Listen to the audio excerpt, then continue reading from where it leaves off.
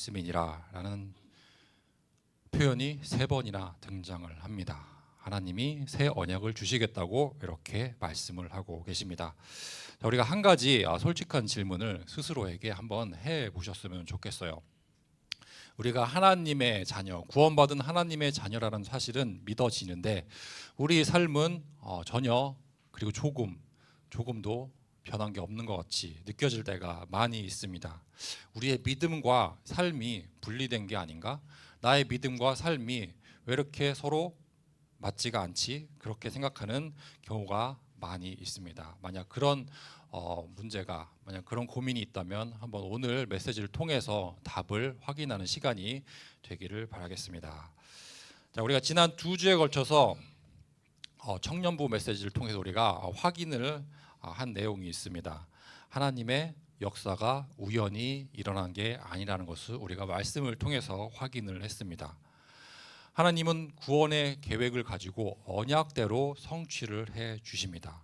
그리고 이 사실을 우리가 계속해서 지금 확인해 가고 있습니다. 저희가 창세기부터 시작해서 앞으로 계시록까지 쭉 언약의 여정을 걸어가게 됩니다. 하나님이 창세기부터 계시록까지 주신 그 성경 말씀 66권의 말씀을 전체는 아니지만 부분 확인해 가면서 하나님이 이렇게 언약으로 그리스도의 언약으로 복음으로 우리를 인도해 오셨구나 하는 것을 우리가 확인을 하게 될 것입니다. 자, 우리가 먼저 다니엘서 9장에서는 다니엘의 기도를 우리가 함께 묵상을 해봤습니다. 바벨론 포로지에서 다니엘이 성경을 읽다가 하나님의 계획, 하나님의 언약을 다시 한번 발견을 하게 됩니다. 예레미야 선지자를 통해서 주신 말씀, 그러니까 우리가 보고 있는 예레미야서가 되겠죠. 그 예레미야 선지자의 말씀을 통해서 하나님이 70년의 약속을 주셨다는 것을 확인을 하게 됩니다. 70년의 약속이라는 게 무엇인지 혹시 기억을 할까요? 자, 이제 이스라엘 백성들이 바벨론의 포로로 잡혀갔습니다. 그 포로로 잡혀가서 70년이 지나면 하나님이 그 이스라엘 백성들을 바벨론에서 해방을 시켜 주시겠다고 예레미야 선지자를 통해서 언약 미리 선포해 주신 말씀이 70년의 약속입니다. 그래서 이 언약을 붙잡고 다니엘서 9장에서 기도를 드리게 됩니다. 자, 그리고 지난주에 바로 전주에 우리가 에스라 1장을 함께 묵상을 해봤습니다. 그 에스라서에서 우리가 고레스 왕 이야기를 같이 살펴봤죠. 이 고레스 왕은 바사 나라, 그러니까 페르시아라는 나라의 왕이었습니다. 이방 나라의 왕인데 하나님이 이 고레스 왕의 마음까지도 움직여 주셔서 이스라엘 백성들이 다시 예루살렘으로 귀환을 하게 됩니다. 그래서 에스라 1장 1절에 이렇게 시작을 합니다. 에스라서 1장 1절에 보면은 바사 왕 고레스 원년에 여호와께서 예레미야의 입을 통하여 하신 말씀을 이루게 하시려고 바사 왕 고레스의 마음을 감동시키매.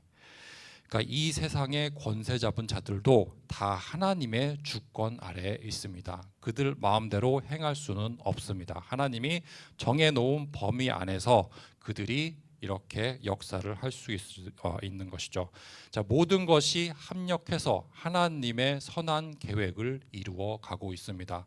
그 중에 우리 언약의 백성들만 있는 것이 아니고 언약의 백성 밖에 있는 이방 민족들도 불신자들도 포함이 됩니다. 그럼 모든 일이 다 합력해서 하나님이 이미 계획하신 구원의 계획을 이루어 가고 있습니다. 자, 다니엘과 고레스를 통해서 우리가 기억해야 될 사실이 있습니다. 하나님은 언약을 절대로 잊지 않으신다는 것입니다. 우리는 항상 언약을 잊고 살 수밖에 없어요. 걸핏하면 우리는 언약을 까먹고 삽니다.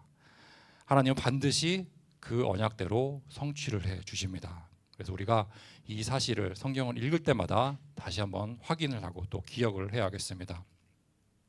하나님은 완벽한 분이십니다. 하지만 인간은 완벽할 수가 없습니다.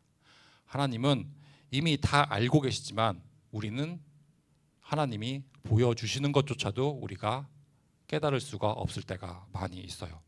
자, 하나님은 언약대로 역사하시지만 이스라엘 백성들은 그들의 마음은 여전히 변하지 않고 있었습니다.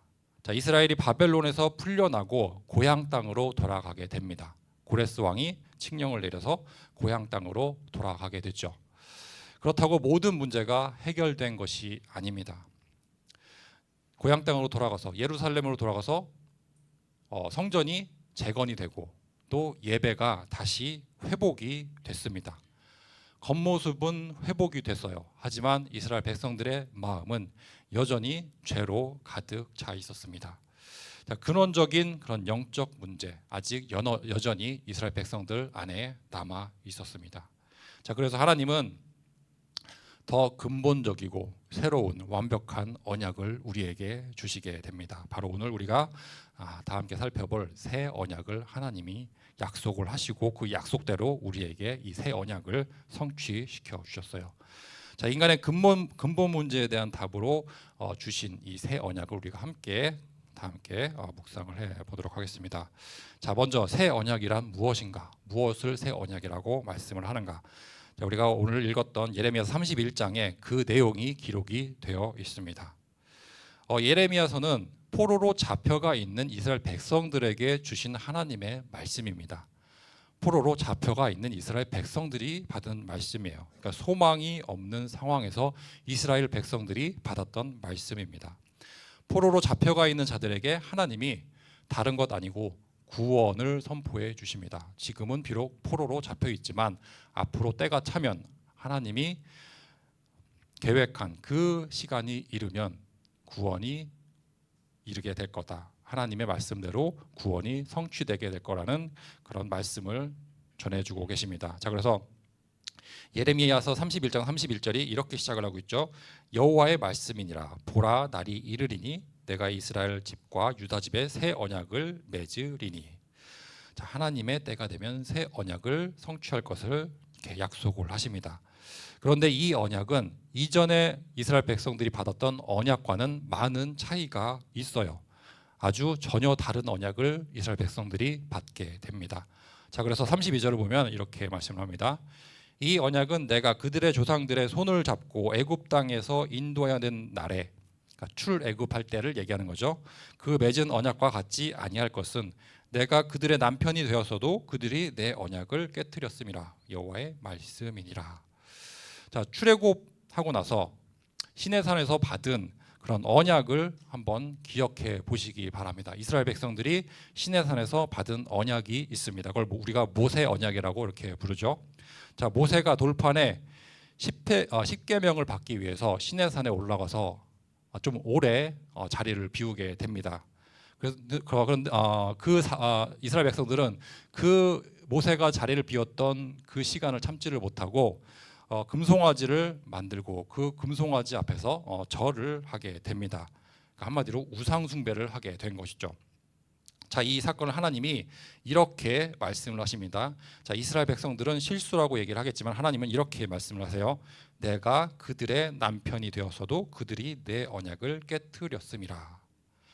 그러니까 하나님이 시내산에서 주신 언약을 혼인 서약으로 보고 있습니다.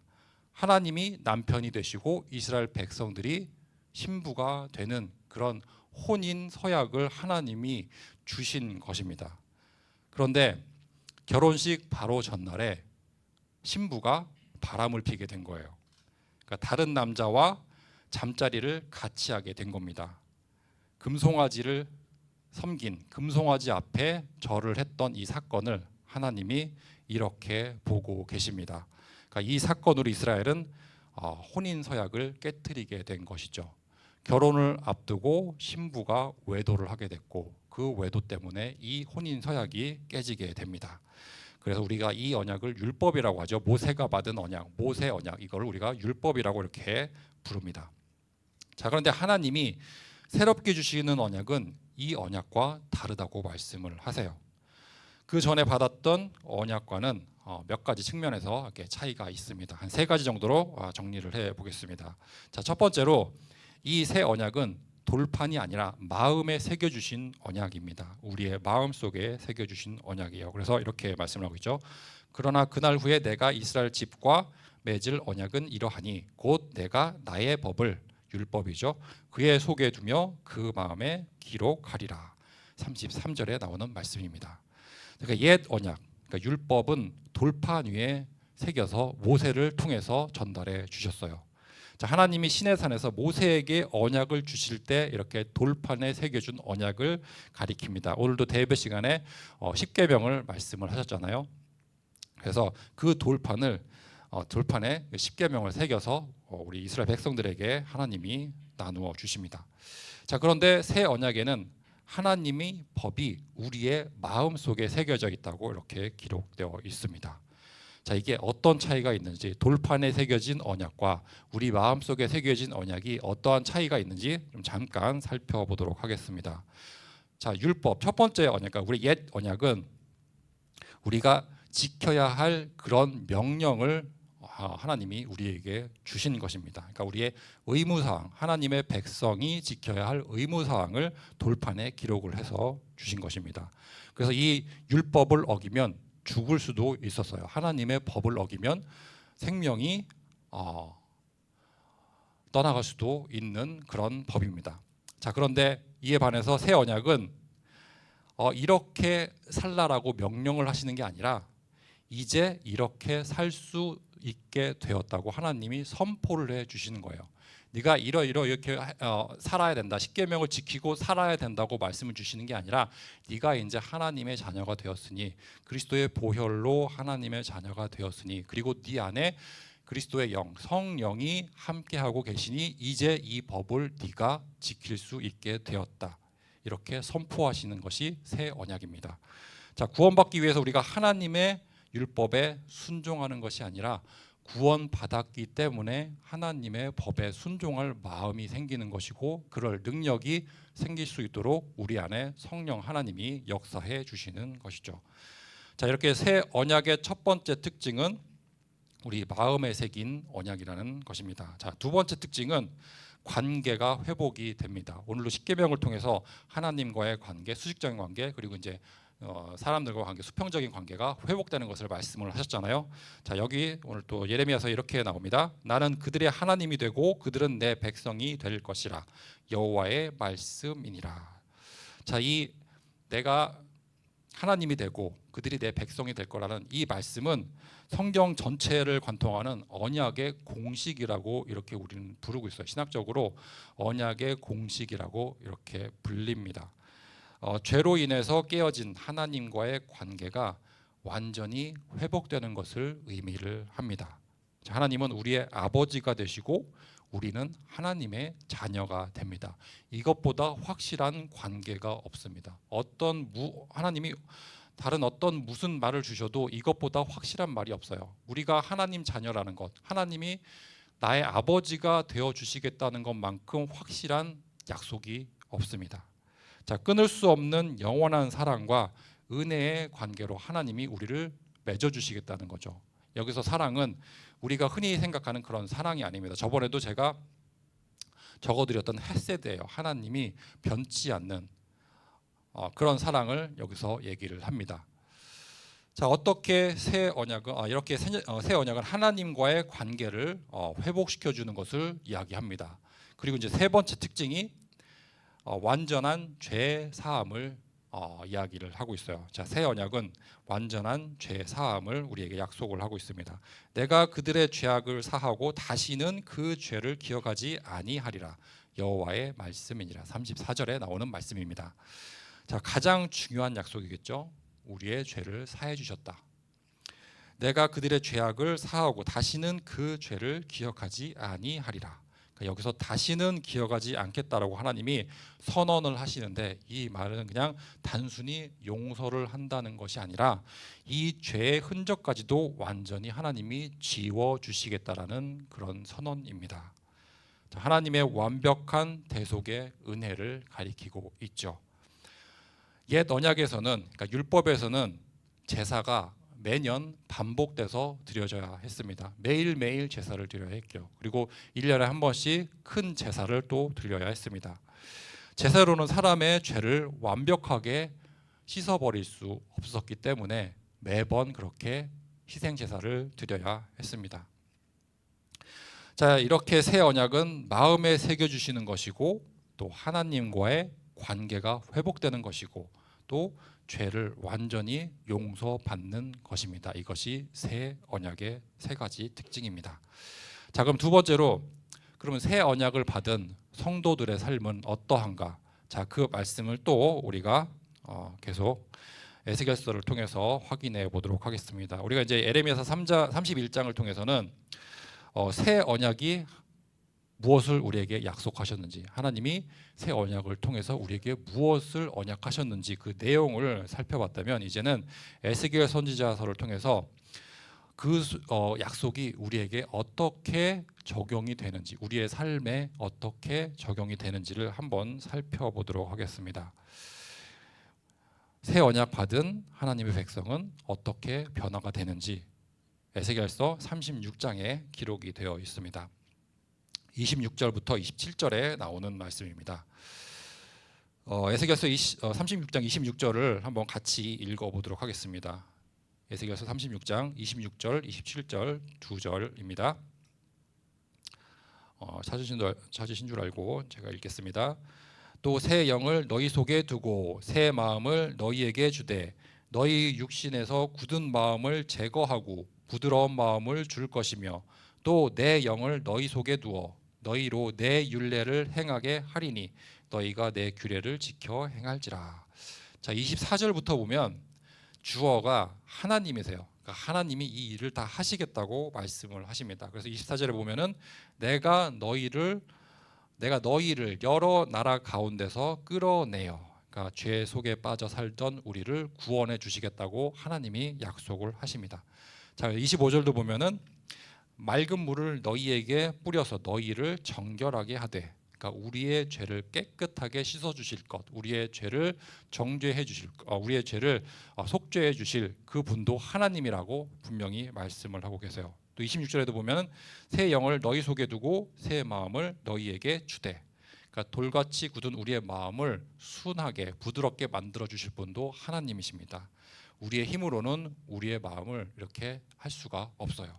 자, 27절에도 보면은 또 내 영을 너희 속에 두어 너희로 내 율례를 행하게 하여, 그러니까 성령이 우리에게 임하면 기쁨으로 하나님 말씀에 순종할 수밖에 없습니다.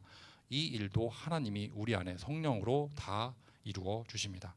자, 새 언약은 인간의 힘으로는 어떻게 해볼 수 있는 것이 아닙니다. 다 하나님이 하셔야 가능한 일들입니다. 오직 하나님의 주권이 되고 일방적으로 하나님이 은혜로 우리에게 주신 것들입니다. 자, 하나님이 우리 안에서 역사하셔야 됩니다. 성령으로 우리 안에서 역사를 해 주셔야 가능한 일들입니다. 옛 언약이, 그러니까 율법이 무엇을 하라 하지 말라라는 명령을 우리에게 주셨던 거라면, 새 언약은 내가 너희 안에서 역사하리라고 하나님이 선포하시는 것입니다. 그러니까 율법은 뭐뭐 하라 하지 말라 우리에게 명령을 하시지만, 새 언약은 하나님이 친히 우리 안에서 역사를 해 주시겠다고 선포를 해 주시는 약속입니다. 자, 새 언약을 받으면 마음이 부드러워지고 하나님 말씀을 지켜서 행할 수 있는 능력을 하나님이 주십니다. 그럴 힘이 우리에게 생깁니다. 그래서 우리가 예배를 회복하면 우리에게 힘이 되고 답이 되고 또 평안이 우리에게 올 수밖에 없는 것이죠. 하나님께서 주신 새 마음과 성령의 능력으로 생기는 열매가 이것들입니다. 우리가 구원을 받으면 하나님 사랑하는 마음이 생기고 하나님이 주신 말씀대로 살고자 하는 그런 마음이 생기고, 마음만 생기는 게 아니라 그런 능력도 성령 하나님이 우리 안에서 다 역사해 주십니다. 자, 새로운 피조물이 되었기 때문에 이런 일이 가능하죠. 고린도후서 5장 17절 우리 잘 아는 말씀입니다. 그런즉 누구든지 그리스도 안에 있으면 새로운 피조물이라, 이전 것은 지나갔으니 보라 새 것이 되었도다. 자, 그리스도 안에 있으면 우리가 새로운 피조물로 거듭나게 됩니다. 거듭난다는 것은 다시 태어난다는 것, 재창조를 얘기를 하죠. 그러니까 이전 것들은 다 버리고 새 것으로 우리가 다시 살아나는 인생, 우리가 재창조의 인생을 살게 됩니다. 자, 복음이 우리 안에 능력으로 역사하시면 재창조의 역사가 이렇게 일어날 줄로 믿습니다. 자, 복음의 능력이 우리 모두에게 역사하기를 소망합니다. 자, 세 번째로, 그러면 새 언약이 어떻게 성취가 되었는지 우리가 또 성경을 통해서, 역사를 통해서 한번 확인을 해 보도록 하겠습니다. 항상 우리가 성경을 읽으면서 발견해야 될 것, 확인해야 될 것, 예수 그리스도의 복음입니다. 자, 우리가 지금까지 우리는 하나님이 예레미야서에서 새 언약을 약속하시고 또 에스겔서를 통해서 그 언약이 우리 마음을 어떻게 변화시켰는지 성경을 통해서 확인을 해 보았습니다. 자, 이제는 히브리서 8장을 같이 보겠습니다. 히브리서 8장을 통해서 우리가 새 언약을 완벽하게 성취해 주신 그 분을 우리가 함께 묵상을 해 보겠습니다. 자, 히브리서는 당연히 예수님이 오신 다음에 쓰여진 성경책입니다. 자, 옛 언약이 그림자라면 예수님은 그 그림자의 실체가 되시는 분입니다. 자, 히브리서 8장은 이 그림자와 실체를 이야기하고 있습니다. 그래서 5절을 보면 8장 5절에 보면 이렇게 말씀을 하고 있어요. 그들이 섬기는 것은 하늘에 있는 것의 모형과 그림자라. 자, 그래서 구약 시대의 사람들은 그리스도의 그림자만 바라볼 수 있었습니다. 그리고 앞으로 완성될 하나님 나라의 모형만을 바라볼 수 있었어요. 그게 성전이고 성막이었습니다. 하지만 이제 새 언약이 선포되었고 성취가 되었습니다. 자, 8장 6절을 보면은 같이 한번 읽어보도록 하겠습니다. 히브리서 8장 6절입니다. 그러나 이제 그는 더 아름다운 직분을 얻으셨으니 그는 더 좋은 약속으로 세우신 더 좋은 언약의 중보자시라. 히브리서 8장의 소제목을 보면은 8장 1절 바로 위에 소제목이 있어요. 거기 보면은 새 언약의 대제사장이라고 이렇게 나와 있습니다. 그러니까 여기서 아름다운 직분은 그리스도가 성취하신 대제사장의 직분을 가리킵니다. 자, 그래서 그리스도는 새 언약의 대제사장이 되세요. 왜 예수 그리스도가 더 아름답고 더 좋은 제사장이 되셨는지 그 이유를 좀 살펴보도록 하겠습니다. 자, 옛날 언약, 그러니까 율법 시대에는 제사장과 짐승의 희생을 통해서, 그러니까 제사장들이 짐승의 희생을 통해서 죄를 잠시 가려주는 의식을 매일매일 거행했어야 됩니다. 이걸 우리가 희생제사라고 하죠. 그러니까 희생제사를 통해서 우리의 죄를 잠깐 가려주는 그런 의식을 치렀습니다. 하지만 동물의 피로는 인간의 죄를 근본적으로 완전히 해결해 줄 수는 없었습니다. 죄가 완전히 사라지지 않았기 때문에 제사를 매번 반복해서 드려야 했죠. 자, 그래서 히브리서 10장 1절에 이렇게 말씀을 하고 있습니다. 히브리서 10장 1절을 보면 율법은 장차 올 좋은 일의 그림자일 뿐이요 참 형상이 아니므로 해마다 늘 드리는 같은 제사로는 나오는 자들을 언제나 온전하게 할 수 없느니라. 그러니까 예수님은 죄 없는 몸으로 친히 십자가에서 단번에 자신을 제물로 드려주셨어요. 그러니까 구약 시대에는 희생 제물, 동물들, 짐승들을 제물로 드렸으면 예수님이 오셔서 그 짐승들의 자리를 대신해서 십자가 위에서 자신의 몸을 희생 제물로 드려 주셨습니다. 그런데 이 희생 제물, 이 희생 제사가 여러 번 드려진 게 아니고 단번 한 번에 드려진 것입니다. 그래서 단 한 번의 완벽한 희생으로 모든 인류의 죄를 영원히 완벽하게 속죄를 해 주셨어요. 그 말씀이 히브리서 10장 10절에 기록이 되어 있습니다. 제가 읽어드리겠습니다. 히브리서 10장 10절에 보면 이 뜻을 따라 예수 그리스도의 몸을 단번에 드리심으로 말미암아 우리가 거룩함을 얻었노라. 그러니까 단번에 드리심으로, 그러니까 단 한 번의 죽으심과 부활하심을 통해서 우리가 죄 사함을 얻고 우리가 하나님 자녀가 되었습니다. 여러 번 이런 일이 일어날 필요가 없습니다. 단 한 번으로 충분합니다. 두 번, 세 번 죽으실 필요가 없죠. 자, 인간은 반복해서 무언가를 더 해야 마음이 편해지지만 성경은 그렇게 말씀하고 있지 않습니다. 그리스도의 제사는 단 한 번만으로 그리고 영원히 충분하게 우리를 위해서 드려진 것입니다. 지금도 천주교에 가면은 매주 미사를 드립니다. 그 미사 시간에 영성체라는 거를 해요. 영접하는 거죠. 성체를 영접하는 걸 영성체라고 해요. 그 성체를 들고, 그러니까 우리가 이제 성찬식을 할 때 빵을 들고 목사님께서 선언을 하시잖아요.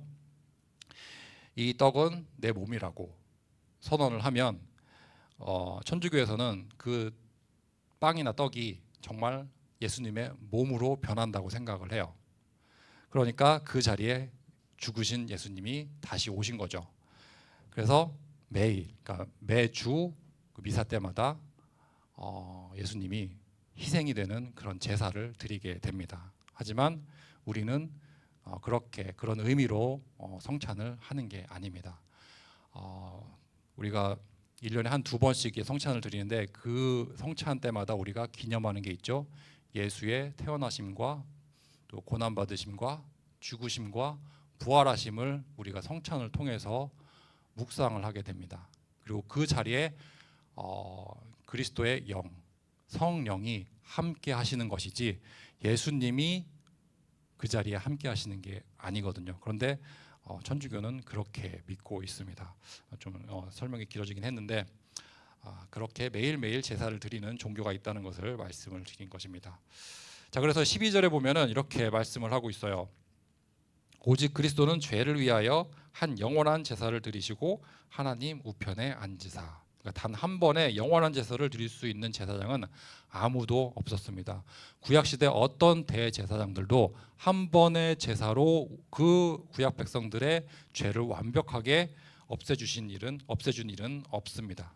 구약 시대에는 그 누구도 이러한 제사를 드릴 수 있는 사람이 없었어요. 하지만 예수 그리스도께서 그 일을 성취해 주셨습니다. 단 한 번의 완벽하고 영원한 제사를 십자가 위에서 우리를 위해서 드려 주셨습니다. 그래서 오직 예수 그리스도만이 새 언약의 대제사장이 되어 주시는 것입니다. 자, 이처럼 새 언약의 모든 약속은 예수 그리스도의 십자가와 부활 안에서 완벽하게 성취가 됩니다.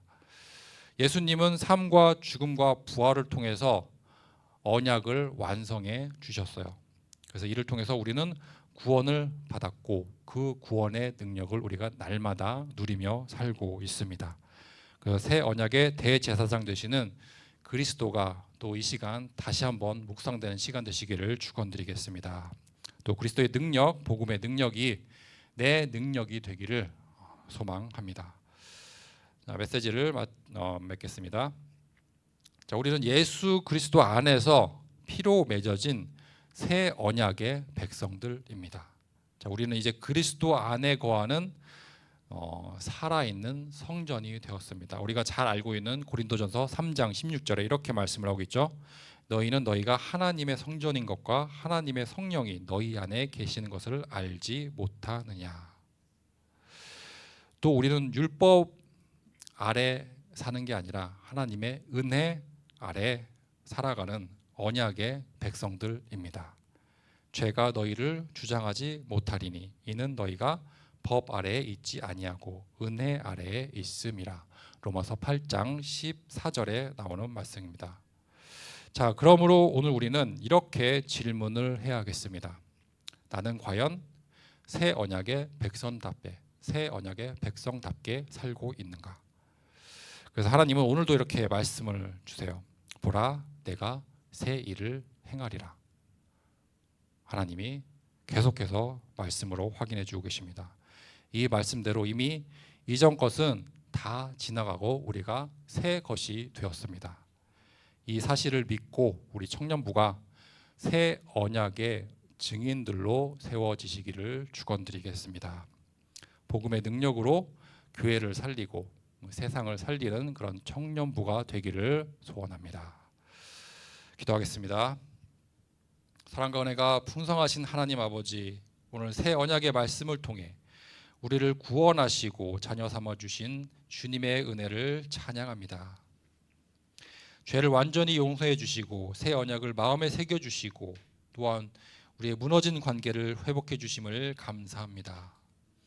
우리 안에 거하시는 성령의 능력으로 새 언약의 백성답게 우리가 살게 하여 주시고 예수 그리스도 안에서 주어진 복음의 능력을 삶 속에서 날마다 누리게 해 주옵소서. 교회를 살리고 세상을 살리는 새 언약의 증인들로 사랑교회 청년부를 축복케 해 주옵소서. 이 모든 말씀 우리 주 예수 그리스도 이름으로 기도드립니다. 아멘.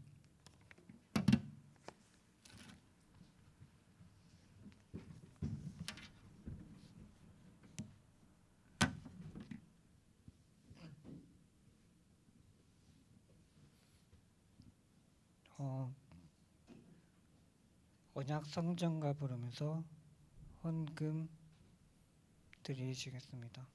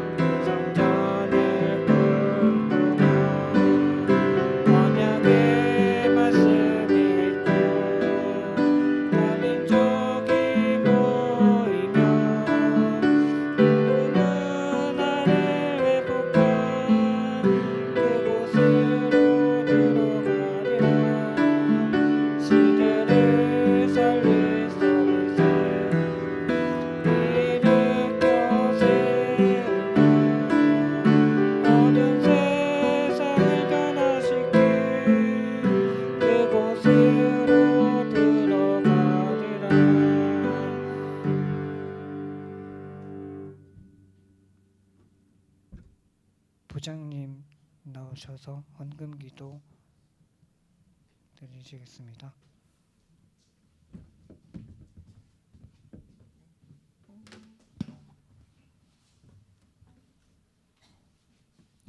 다 같이 기도하시겠습니다. 하나님 감사합니다. 주일의 축복 온전히 누리며 이 시간을 놓치지 않고 말씀 듣는 예배 자리로 인도하여 주심에 너무나 감사합니다. 하나님 날마다 아침 기도 시간을 통하여서 위에서부터 주시는 영적인 힘을 회복하게 하여 주옵소서. 우리가 회복할 것은 기도이며 기도가 회복되어